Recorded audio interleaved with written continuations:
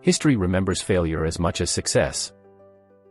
And few failures echo with such tragic grandeur as the Burke and Wills expedition. Their names are synonymous with heroic folly, a doomed quest to conquer the vast, unforgiving heart of Australia.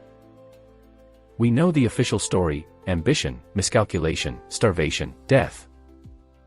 But buried beneath the accepted narrative lie stranger whispers, unsettling fragments that hint at something more than just a battle against the elements, something encountered in the final, desperate hours. The year is 1860. Melbourne is gripped by exploration fever. The vast interior of the continent remains a mystery, a blank space on the map tantalizingly ripe for discovery and exploitation. The Victorian exploring expedition, led by the charismatic but impetuous police superintendent Robert O'Hara Burke, and the meticulous young surveyor William John Wills, is launched with immense fanfare. Their goal: to be the first Europeans to cross Australia from south to north, from the settled streets of Melbourne to the humid shores of the Gulf of Carpentaria, and crucially, to return. It's a monumental undertaking, laden with imported camels, scientific instruments, and enough supplies to sustain a small army, fueled by colonial pride and the relentless drive to map the unknown. The outward journey is arduous, a testament to the continent's harshness, but also marked by Burke's fatally impulsive decisions, splitting the party, pushing ahead too fast, leaving vital support lagging far behind. Yet, against considerable odds, a small advance party, Burke, Wills, John King, and Charlie Gray, actually reaches the tidal mangroves near the Gulf of Carpentaria in February 1861. They have technically succeeded, glimpsing the northern waters through dense vegetation. But victory is fleeting. The true ordeal, the desperate race for survival, has just begun. The return journey descends into a nightmare etched in heat, thirst, and dwindling hope.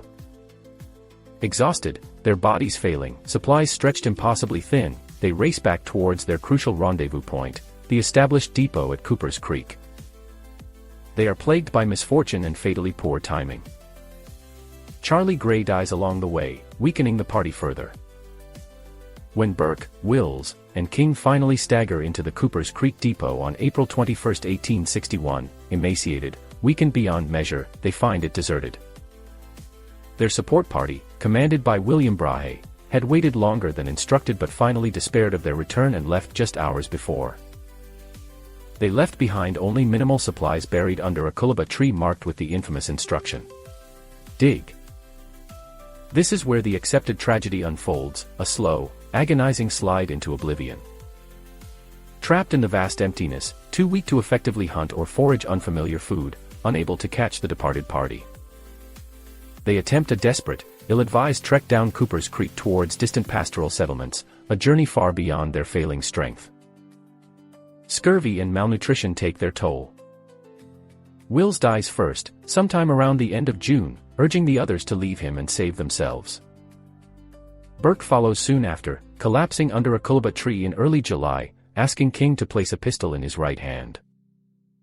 Only young John King survives, barely clinging to life, saved ultimately by the compassion and sophisticated environmental knowledge of the local Yandrawanda Aboriginal people, who find him alone, near death, and offer him sustenance and shelter. A harrowing story of endurance, tragic miscalculation, and ultimately, fatal mismanagement in the face of an indifferent wilderness. Case closed. The official record says yes. Death by starvation and exposure. But perhaps not entirely.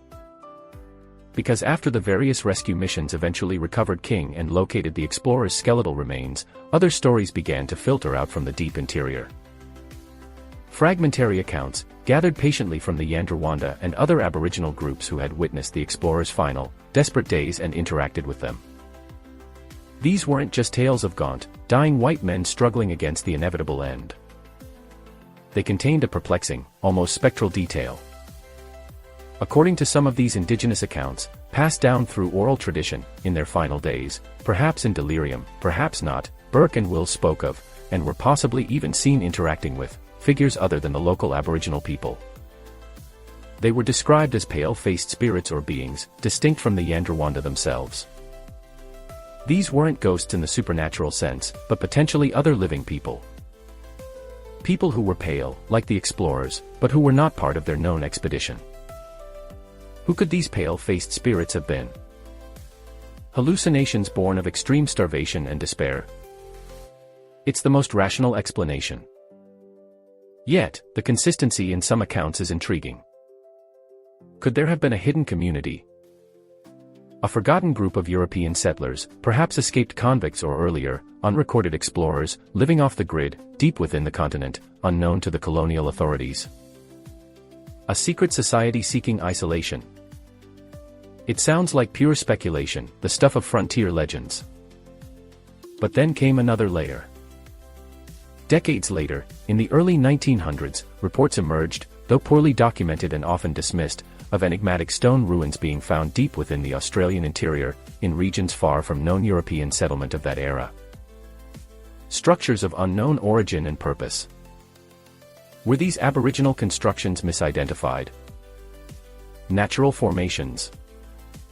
Or could they possibly lend credence to the wild idea of a lost, unrecorded presence in the Outback? Could these ruins, if they truly existed and were European in style, be linked to the pale-faced spirits mentioned in proximity to Burke and Wills' final days? The evidence is scant, reliant on oral histories interpreted across cultural divides, and vague reports of unverified ruins. It's easy to dismiss it all as misinterpretation, delusion, or myth-making. Yet, the official narrative of simple starvation doesn't quite erase the questions raised by these persistent, if marginal, accounts.